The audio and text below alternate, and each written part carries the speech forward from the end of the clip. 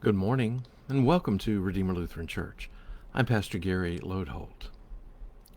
I remember one of my professors one time talking about the book of Jeremiah. He was pointing out that Jeremiah was a muddled and confused book, not in message, but that it was like the prophecies were all jumbled up. He described it being as if Jeremiah's secretary, a man named Baruch, had all the prophecies written down on 3x5 index clay tablets and hurriedly carried them in a box to the temple for storage when he tripped and the little tablets scattered across the road. Baruch quickly picked them up and shoved them back in the box without any organization or plan. We laughed at this fictional story, but we also understood. The prophecies of Jeremiah weren't in order and were all mixed up. I told you yesterday that this week we are beginning a 3-week series on the story of the Bible, and that this week we were looking at how the Bible came into being, what it is, and how the books were chosen to be included or not. That story about Jeremiah points us to the issue of how the Bible was organized once the stories were written down. Yesterday we talked about how the stories of people's relationship with God were passed down through oral tradition, one person to another for centuries. Finally, writing came into being about 1800 years before the birth of Jesus. They would write on papyrus, which was a plant that they could flatten out. In Greek, the resulting texts were called biblios, or book, which is where the word Bible comes from. Or in some cases, they wrote on sheepskin, which was called vellum. Some think that the first Bible stories were written down about 1300 years before Jesus. Eventually, the stories began to be collected, perhaps beginning about 400 years before Jesus was born, and for the Old Testament, that process didn't end until about AD 100. However, these writings were not all of the same type. We have different types of literature in our own world.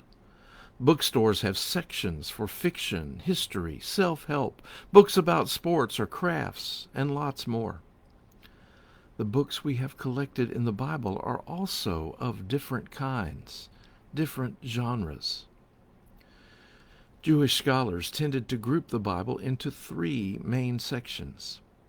By far the most important were the books of the law, called the Torah. These were the first 5 books of our Bible, the books of Genesis, Exodus, Leviticus, Numbers, and Deuteronomy. In fact, if you want to get technical about it, these 5 are the only books that they considered Scripture. In their view, the rest of the books are commentary on those books. They are good for reading, those early Jews thought, but only the Torah rose to the level of Scripture. I have led my weekly Bible studies through all of those books, except for Numbers, and I have been surprised, stunned even, at the depth and richness in those first books of our Bible. The next section those ancient scholars grouped the Bible into was called the prophets. These would be the historical books that tell the story of God and God's people, and also the books of prophecy. Historical books were things like Joshua, Judges, Ruth, Samuel, and Kings. And books of prophecy were things like Isaiah, Jeremiah, Amos, and Micah. These were all grouped together in the section called prophets. The third section was writings and poetry.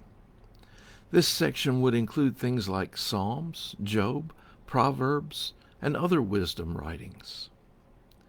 When we come to Psalms, we are provided with a good example that gathering the Bible together wasn't always a clean process.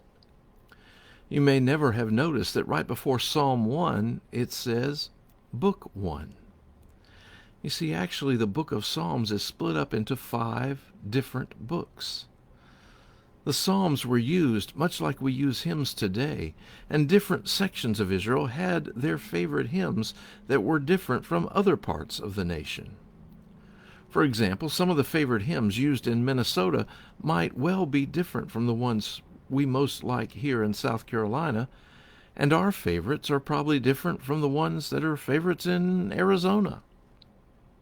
So, when they collected the Psalms together, they collected them from different sections and made different books of them to include in the larger book we call Psalms. Now, I started all this to explain how putting the Bible together wasn't a clean process. And to do that, let me read the first verse of Psalm 14 from Book 1. Psalm 14 verse 1 says, "Fools say in their hearts there is no God. They are corrupt. They do abominable deeds. There is no one who does good." Now let's take a look at Psalm 53 verse 1 from Book 2. "Fools say in their hearts there is no God. They are corrupt. They commit abominable acts. There is no one who does good." In case you didn't notice, those two psalms are largely identical. Scholars believe what happened was that this psalm was a favorite in two different areas, and when they put it all together, no one noticed that this psalm was repeated. Tomorrow, we will talk about how they decided what would be included in the Bible and what would not. Thanks for watching, and remember to let this day belong to God.